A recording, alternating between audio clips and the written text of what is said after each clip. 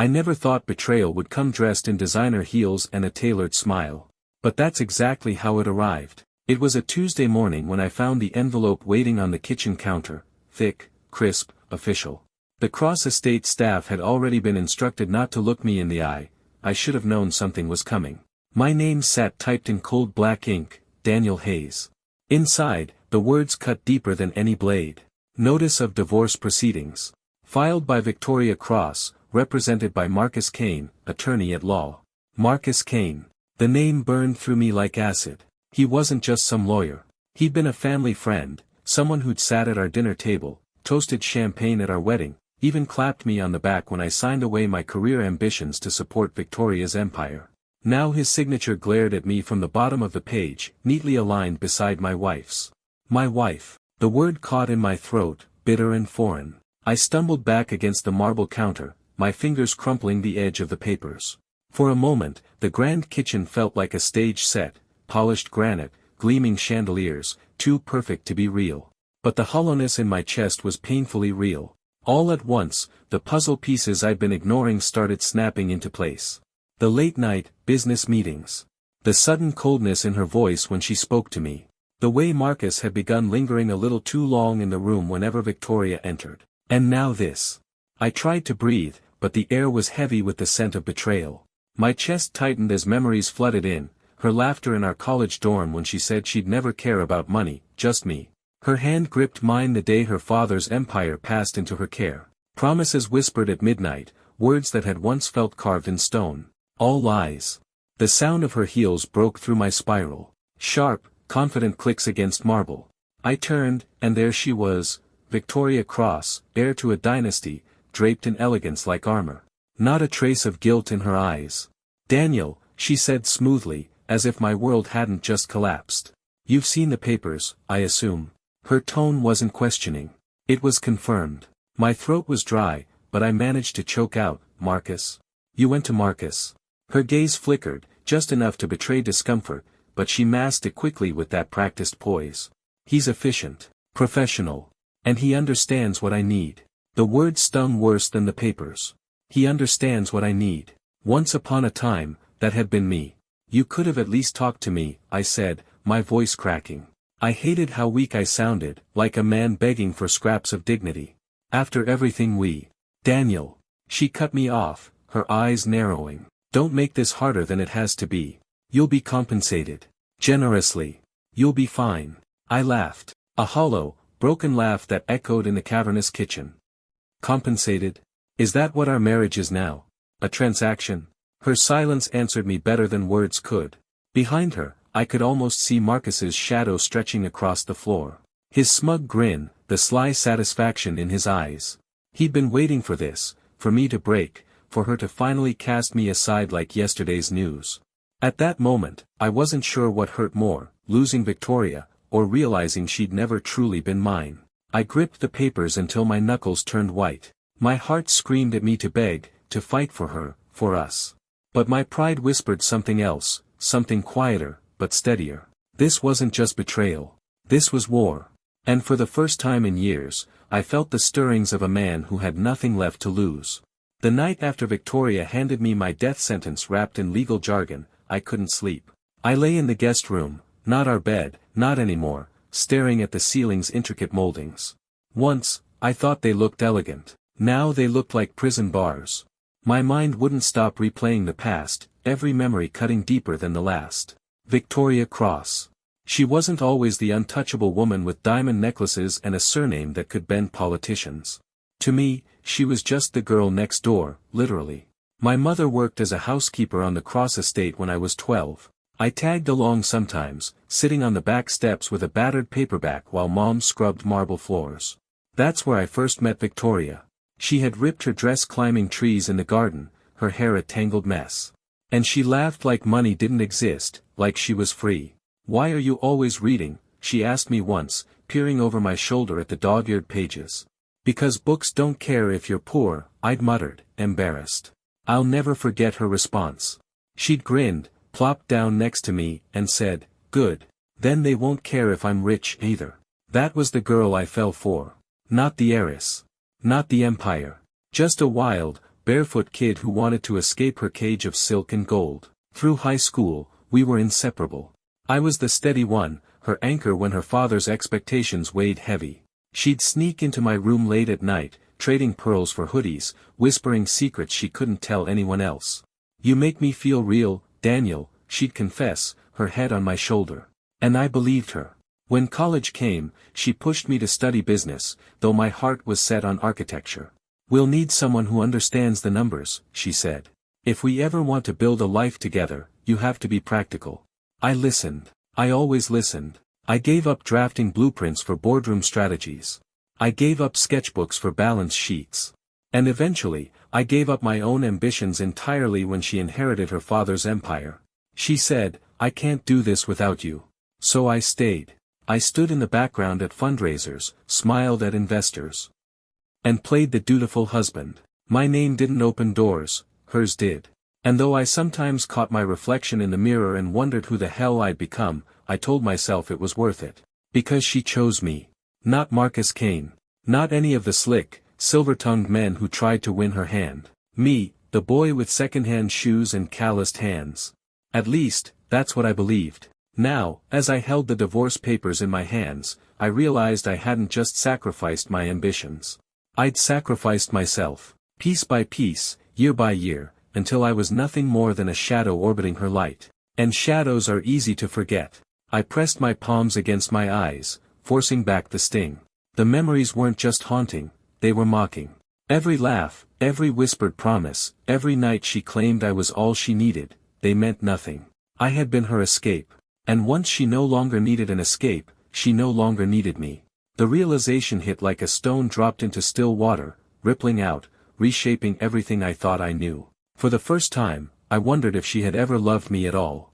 Courtrooms smell like dust and power. The kind of power that doesn't come from justice, but from who can afford the better suit, the sharper tongue, the deeper pockets. I sat at the long oak table, hands clasped so tightly my knuckles ached. My lawyer, a decent man with a modest practice, whispered strategies in my ear. His words were steady, but they felt like whispers drowned in thunder. Across from me sat Marcus Kane, slick hair, expensive cufflinks, and the smug expression of a man who already believed he'd won. And beside him, Victoria. She looked like she belonged there, pristine in her ivory blazer, legs crossed, eyes calm. Cold. Like this wasn't the dismantling of a marriage, but just another business transaction.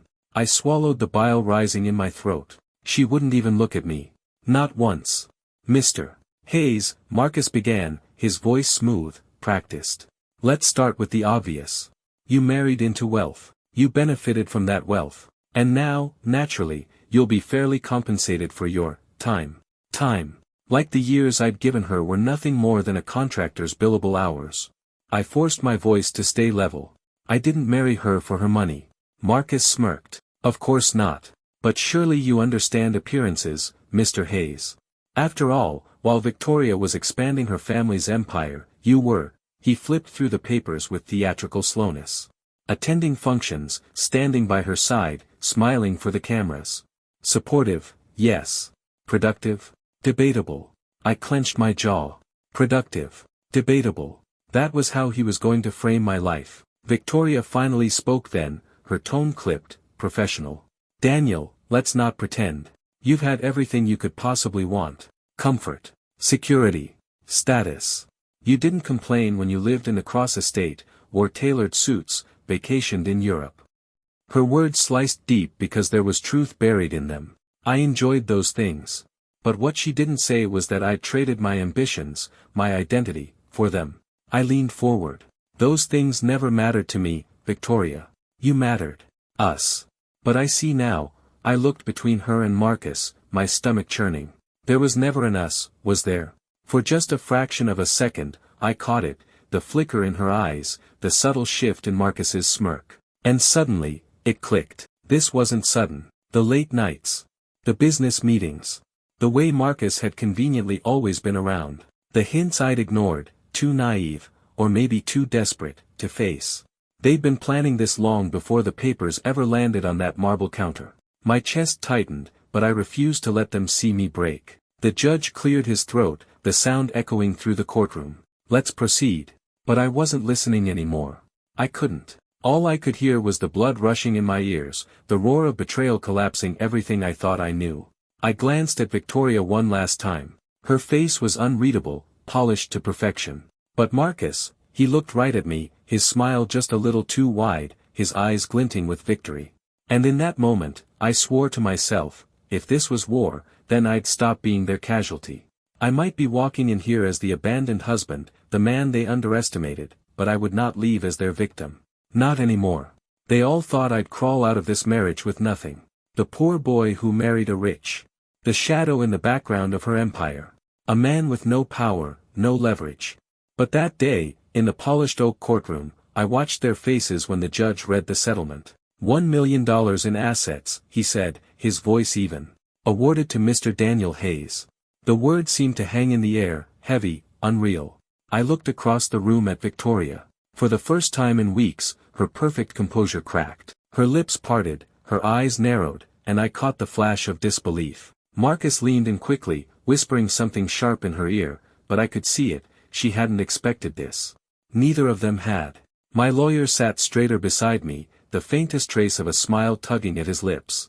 He'd fought tooth and nail to make this happen, unearthing old contracts, receipts, every shred of proof that I hadn't just been a decorative husband.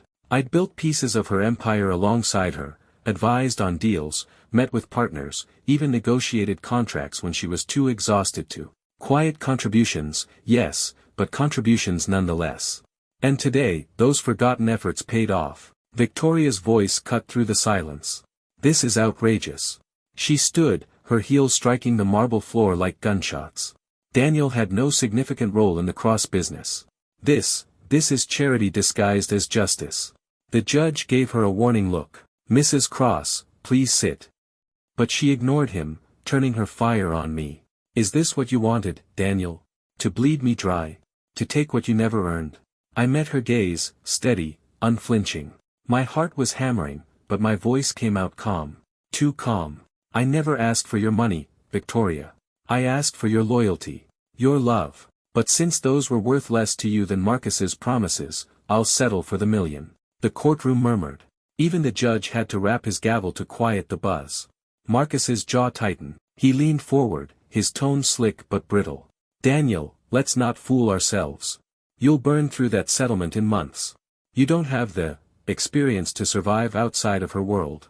Consider taking a smaller payout now, in exchange for. I cut him off. No, my voice was sharp enough to silence him mid-sentence. I'll take what's owed to me. Every cent. And I'll survive just fine, Marcus. Without her. Without you. The smirk faded from his face. Victoria sank back into her chair, seething. I knew what she was thinking, that I'd disappear, that I'd blow the money on some foolish fantasy, and she'd win again in the end. But she didn't understand. This wasn't about revenge. It wasn't about greed. It was about freedom. For the first time in years, I wasn't tied to her name, her wealth, her shadow. That $1 million wasn't just a settlement. It was a key. I walked out of that courtroom with the papers in my hand, the weight of betrayal still heavy on my shoulders, but something else stirring beneath it. A spark. And though I didn't know it yet, that spark would become the fire that burned away the ruins of my old life, and built something new in its place. We hadn't even been divorced a month when the first gala invitation arrived. The envelope was heavy, embossed with gold lettering. A charity fundraiser hosted by an old mutual friend. One of those events where champagne flowed like water and whispers carried more weight than headlines. Part of me wanted to toss the invitation straight into the trash. Why walk into a room full of people who already had opinions about me, who would measure me against the woman I used to stand beside? But another part of me, the part that refused to hide anymore, decided to go. I traded the tailored tuxedos Victoria used to pick out for me for something simpler. A black suit. Clean. Classic. Mine. I walked into that ballroom not as her husband, not as her shadow, but as Daniel Hayes. The chandelier light scattered across the room, glinting off diamonds and sequins. I felt the eyes on me almost immediately, curious, judging, some even pitying. I let them look, let them wonder. And then I saw her. Victoria Cross. She commanded the room the way only she could, standing near the center in a gown of silver silk that clung to her like liquid light. Marcus lingered nearby, her shadow now. Their laughter was calculated, their smiles too wide. When she spotted me, her smile shifted, sharper, laced with venom. She didn't hesitate. With the elegance of a queen addressing her court, she raised her glass and said loudly enough for half the room to hear. "Well, look who decided to show his face. Daniel Hayes, ladies and gentlemen, our newly minted millionaire." The crowd chuckled. A few polite laughs, a few smirks. I could feel the sting of her words. To them, I was the charity case who lucked out in divorce court. I forced myself to breathe, to steady the tremor in my chest. This was what she wanted, to see me flinch, to remind everyone she was still in control. I stepped forward, letting the murmur of voices die down as I reached the circle around her. I met her gaze, calm, steady. "Victoria," I said, my voice carrying just enough to reach the onlookers. "I'd thank you for the introduction, but I think you're confused." Her brows arched, just slightly. "I'm not the man who needs your name anymore," I continued. "I'm not the man who hides behind your fortune, or your father's empire, or Marcus's shadow. That chapter of my life is over." The words surprised even me. They weren't rehearsed. They came from somewhere raw, somewhere real. I looked around at the faces watching, leaning in closer than they wanted to admit. "You see, money doesn't make a man. Independence does. And tonight, I'm here as my own man. Nothing more, nothing less." A hush settled. Someone clapped, quiet at first, then joined by another. A ripple of polite applause moved through the circle, subtle but enough to break Victoria's composure. Her smile faltered. Just for a second. But I saw it. Marcus touched her arm, whispering something meant to soothe her, but her eyes burned holes through me. I didn't stay to bask in attention. I didn't need to. I excused myself with a nod, walking past the murmuring crowd, the weight in my chest somehow lighter. For the first time in years, I wasn't her accessory. I wasn't her shadow. I was just me. And for once, that felt like enough. It was close to midnight when my phone rang. The world was quiet, just the faint hum of the refrigerator and the tick of the wall clock in my apartment. I almost didn't pick up when I saw her name glowing on the screen. Almost. "Victoria." Her voice came through the line, soft, deliberate, the way she used to sound when she wanted something. "Daniel. I wasn't sure if you'd answer." I leaned back against the couch, pressing the phone to my ear. "It's late. What do you want?" There was a pause, and then a carefully measured sigh. I've been thinking a lot lately. About us. About how things ended." My stomach tightened, not because I believed her, but because I knew this game. I'd seen her play it on others, wrapping words in silk so the blade beneath went unnoticed until it cut. "I made mistakes," she continued, her voice trembling just enough to sound human. "The gala. I shouldn't have spoken to you like that. It was petty. You didn't deserve it." I wanted to laugh, but it stuck in my throat. The woman who humiliated me in front of half the city suddenly cared about how she treated me. No, there was a motive. There was always a motive. "Why now, Victoria?" I asked flatly. "You've had weeks, months even, to say this. Why tonight?" Another pause. Longer this time. Then her tone shifted, not regretful, not loving, but worried. "Because people are talking, Daniel." There it was. The papers. "They paint me like some villain who cast you aside, and you," she hesitated, choosing her words like glass pieces she didn't want to shatter, "you walked away looking dignified. Independent. And now, well, people are starting to question me." I closed my eyes, shaking my head.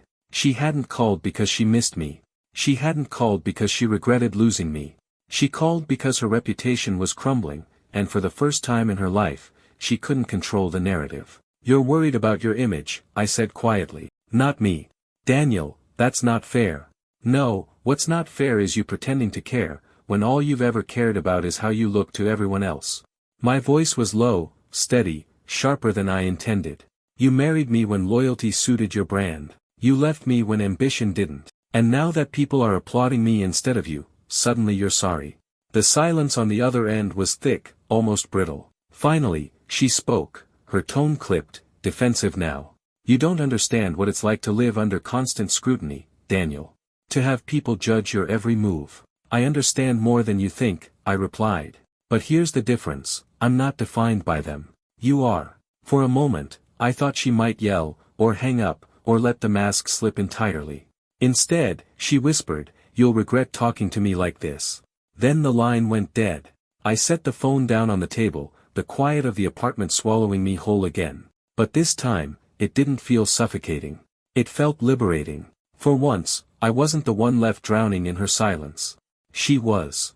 The news didn't come from whispers this time. It came printed in glossy pages, on the front cover of Elite Weekly, with the kind of headline that didn't just hint, it screamed. Victoria Cross's secret affair, the lawyer who stole her heart. I stared at the magazine stand outside the cafe, my coffee cooling in my hand. There she was, captured mid-laugh, her head tilted just slightly toward Marcus Kane, his hand resting far too familiarly on her back. The photo was sharp enough to leave no room for doubt, no misinterpretation. The world now knew what I had suspected in the courtroom: their alliance wasn't born of convenience during the divorce. It was born long before, behind my back, under the guise of friendship and trust. I bought the magazine, not out of masochism, but out of a need to see the full extent of the rot. Inside, the article painted them as a power couple, a union of legal brilliance and corporate elegance. But the dates, the timelines buried between the paragraphs, told another story. Dinners 2 months before she served me papers.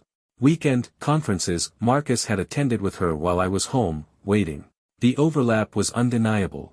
It wasn't betrayal by accident. It was a betrayal by design. I closed the magazine and pushed it aside, letting it slide across the counter of the cafe. My reflection in the window caught my eye, not the broken man I expected to see, but someone sharper, clearer. For so long, I'd wrestled with the why. Why me? Why us? Why destroy something that once felt unshakable?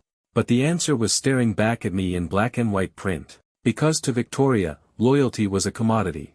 And Marcus had offered her a more glittering trade. I didn't feel anger anymore. Not the searing, raw kind that burned through me in the courtroom. What I felt now was something quieter. Stronger. Resolve. I folded the magazine in half and left it on the counter. Let strangers read it, let society whisper, let her image crumble piece by piece. It wasn't my burden to carry anymore. Walking out of the cafe, the morning sun hit my face, and for the first time in months, it didn't sting. It felt like clarity. Victoria and Marcus had already written themselves into a corner. Their reputations were chained to each other now, exposed and vulnerable. But me? I was free. And that freedom, backed by $1 million settlement and a clean conscience, was worth more than anything they could ever take from me. Dreams don't die. They just get buried under obligations, compromises, and the weight of someone else's expectations. For years, mine had been tucked away in the back of my mind, smothered by Victoria's world, her dinner parties, her endless board meetings, her obsession with appearances. But now, with $1 million settlement in my hands, I had a choice: cling to the bitterness of betrayal or finally breathe life into the vision I once abandoned. That vision was a small but innovative real estate development firm, not the giant, cold skyscrapers Victoria's Circle worshipped, but communities. Homes built with intention, where people actually lived and connected.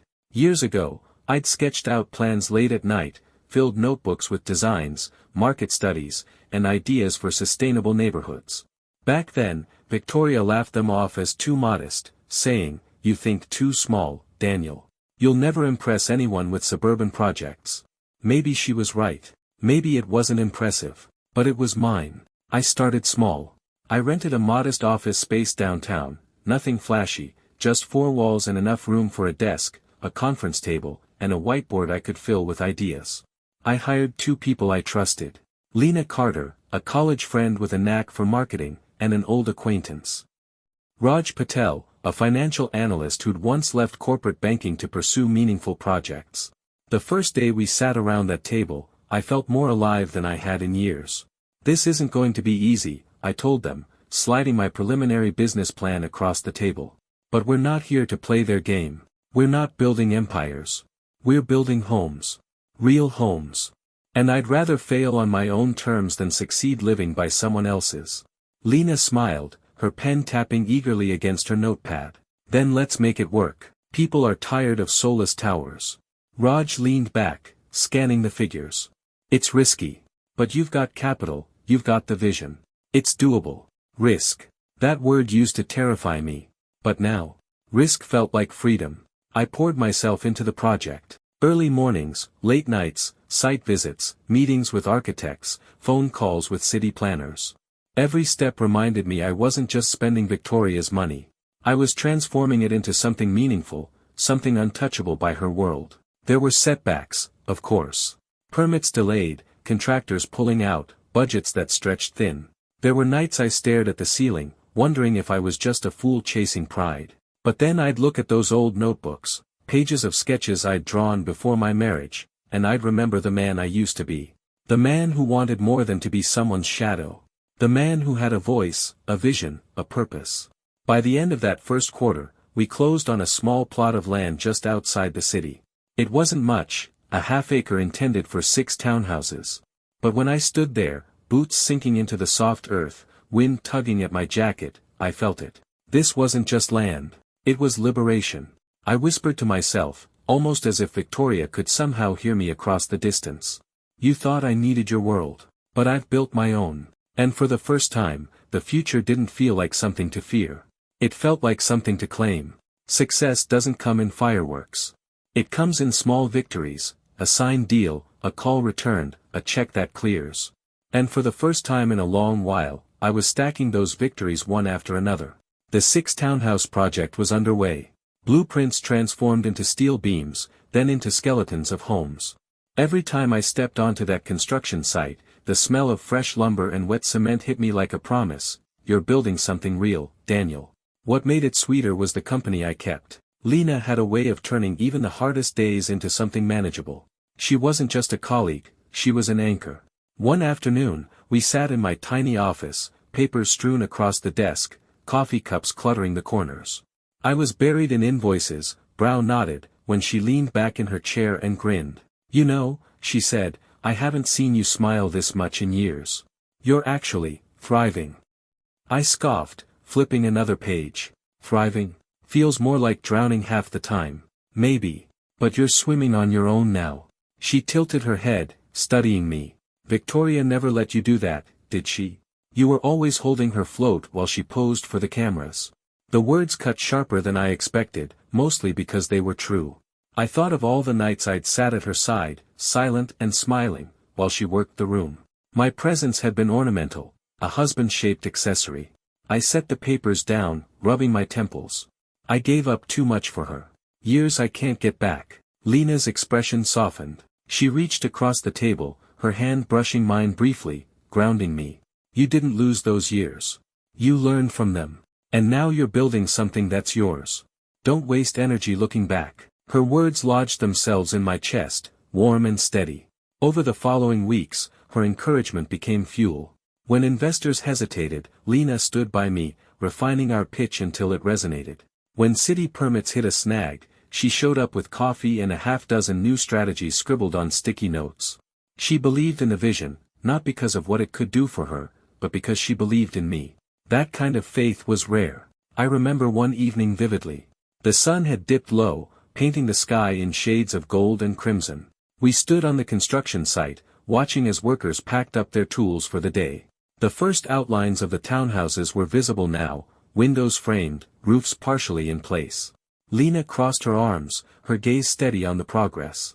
You know what I see? She asked. I raised a brow. Please don't say money. She smirked. Home. For someone. Families. Kids running down that street, neighbors grilling in their backyards. You're not just building houses, Daniel. You're creating life here. The lump in my throat caught me off guard. That was exactly what I'd always wanted, to build more than walls and roofs. To build belonging.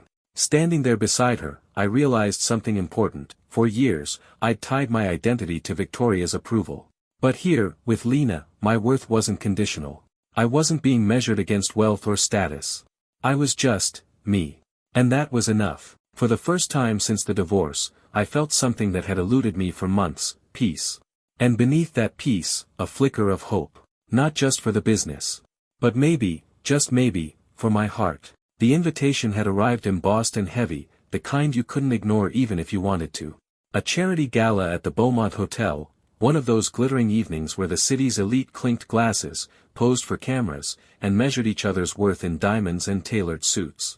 Once upon a time, I'd been the accessory at those events, standing beside Victoria like a shadow, silent, polished, forgettable.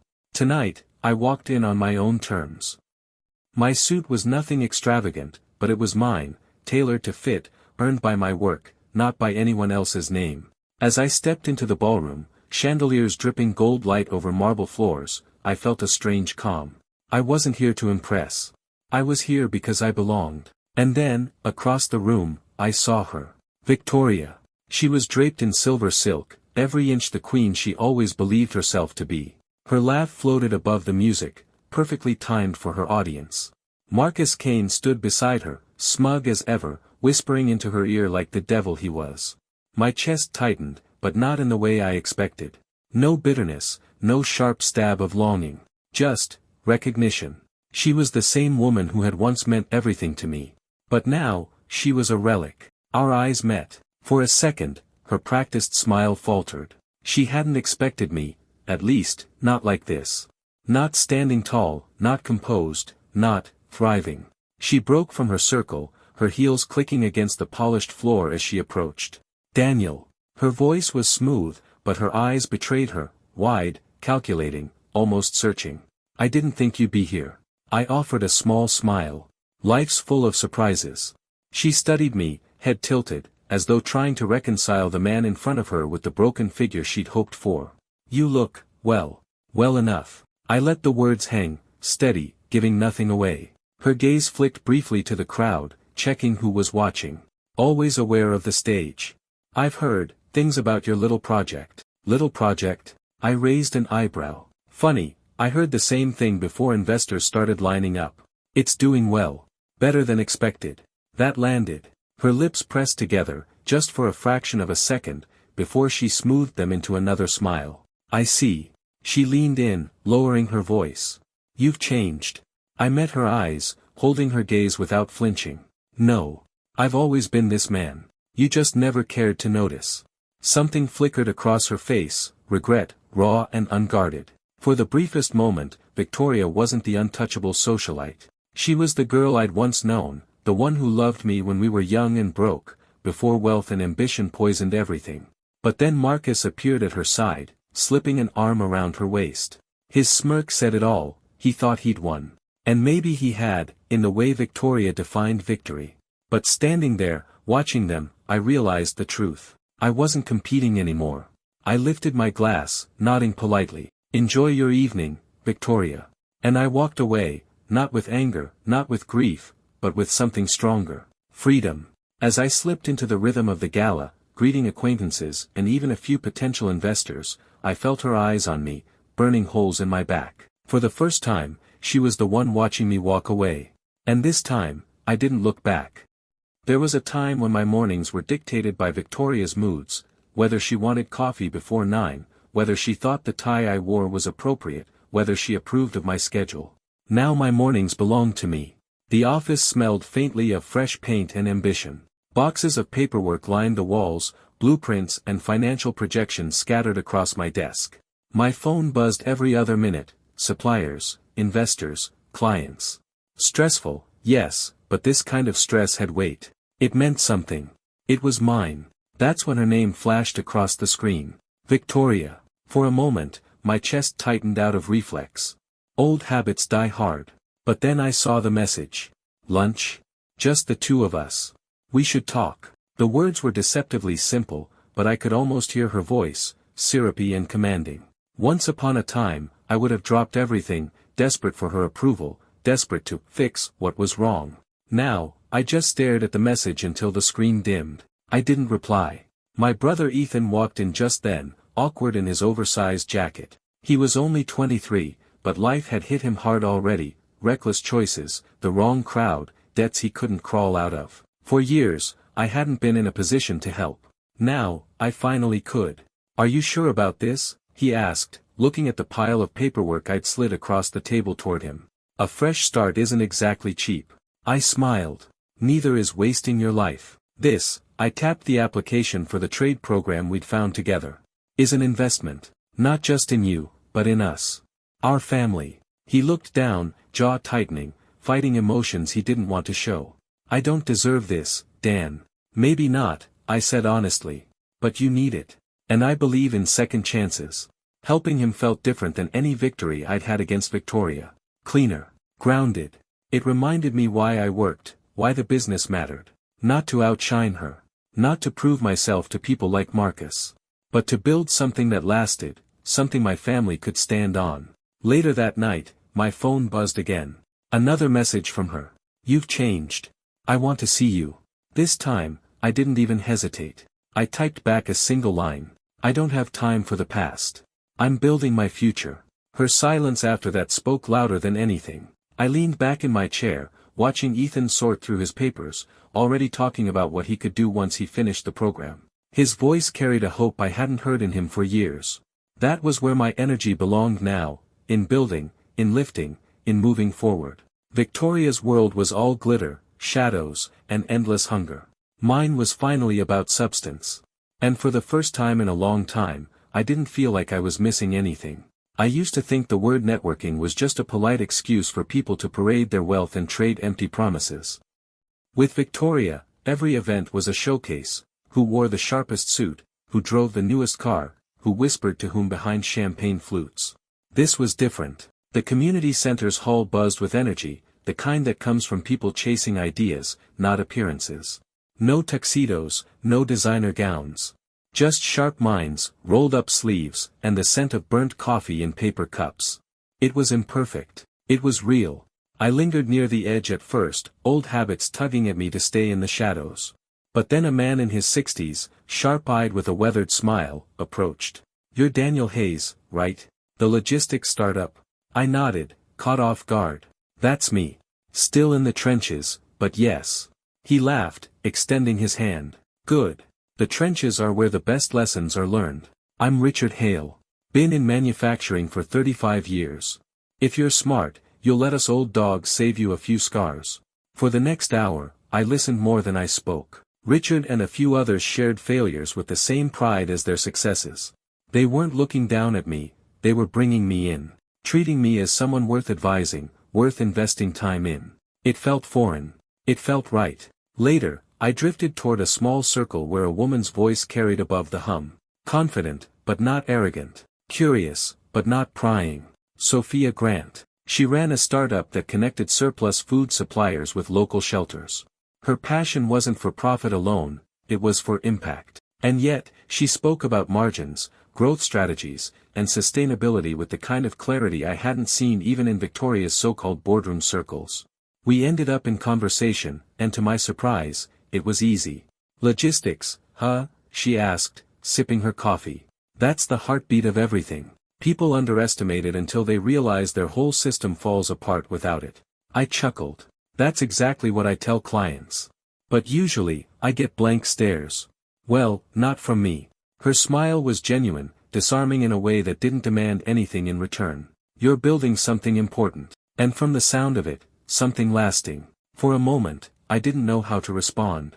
I wasn't used to being seen like that, not as a trophy, not as a fallback, but as a man carving his own path. We talked until the crowd thinned. Not once did I feel the need to guard myself, to weigh every word. With her, the conversation flowed. Driving home, I realized how different this community was from the one I'd left behind. There was no ladder to climb, no constant reminder of what I wasn't. Here, I wasn't just surviving the fallout of a divorce. I was becoming someone new, surrounded by people who believed in building instead of tearing down. And Sophia, well, she was a reminder that maybe love didn't have to be a battlefield. For the first time in years, I didn't just feel free of Victoria. I felt like I belonged. The hum of the office was steady, comforting. Computers clicking, muted conversations about shipments and deadlines, the sound of progress. My progress. I stood by the glass window, watching trucks load supplies at the dock, and I felt it, the quiet satisfaction of something I built with my own two hands. It wasn't perfect, but it was mine. That's when the door opened. I didn't have to turn around to know who it was. The scent of expensive perfume, the click of designer heels against the floor, they were ghosts from another life. "Daniel," she said softly. I turned. Victoria stood there, flawless as ever. But her eyes, once sharp, calculating, carried something I'd never seen in them before. Desperation. "I shouldn't be here," she began, stepping closer. But I couldn't stay away. Not after everything. I stayed silent, waiting. She wet her lips nervously, a tell she probably didn't realize she still had. "I made mistakes. With Marcus. With us. I thought I knew what I wanted, but, her voice cracked, carefully but not convincingly. I want to make things right. We can fix this. We can fix ourselves. The words should have twisted the knife in my chest. Months ago, they would have. But now, they just sounded hollow, echoes of a life I no longer belonged to. Victoria, I said quietly, you don't want me back. You want back what I represented. The loyalty, the safety, the mirror that made you feel whole. That's not love. That's possession. Her face tightened. You think I don't regret? You think I don't lie awake wishing I'd chosen differently? Maybe you do, I admitted. But regret isn't love either. It's just fear dressed in silk. She flinched, and for a moment I saw past the armor, saw the woman who once laughed with me under streetlights, who once held my hand with no audience watching. But that woman was gone, and no plea could bring her back. I took a slow breath. I don't hate you, Victoria. But I'm not yours anymore. I'm not your safety net. I'm not your shadow. I've built a life without you, one I don't want to trade back for a gilded cage. Silence. Heavy. Final. Her eyes searched mine, desperate for a crack, a weakness. She found none. Finally, she straightened, the mask sliding back into place. You'll regret this, she whispered, though it sounded more like a prayer to herself than a threat to me. I watched her leave, heels clicking down the hall, fading until they were gone. And for the first time, her absence didn't sting. It didn't ache. It felt like a release. I turned back to the window, to the trucks, to the hum of voices building something that mattered. My life wasn't defined by what I lost anymore. It was defined by what I was creating, and the people I was choosing to share it with. This wasn't an ending. It was the beginning. The city was quiet, bathed in the soft glow of streetlights. I leaned against the railing of a bridge, watching the river catch fragments of the moon. Nights like this used to feel heavy, suffocating with thoughts of what I'd lost. Tonight, they felt different, lighter. When I think back on it all, the courtroom battles, the whispered gossip, the humiliation of watching Victoria flaunt Marcus like a trophy, I should feel bitterness. Maybe even rage. But standing here, I realize I don't. What I feel is gratitude. Strange as it sounds. Her betrayal broke me, yes. But it also freed me. I'd spent years being her shadow, bending dreams into shapes that fit her world, shelving my own ambitions so she could shine brighter. I told myself it was love. Maybe it was, once. But love shouldn't feel like erasure. The divorce stripped away everything I thought I was. And then, the settlement. That $1 million wasn't revenge. It wasn't blood money. It was the key that unlocked the door I'd been too afraid to open. Seed money for a future I didn't think I was allowed to have. I used it not to prove her wrong, but to prove myself right.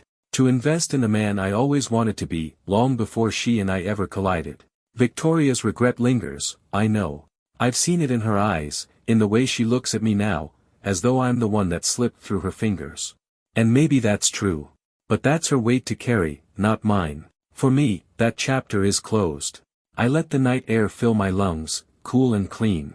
Somewhere behind me, my office stands tall, buzzing with energy, alive with people who believe in the same vision I do. Somewhere ahead, possibility waits, not a promise, not a guarantee, but something better, a chance. For the first time in a long time, I'm not looking back. I'm looking forward to it.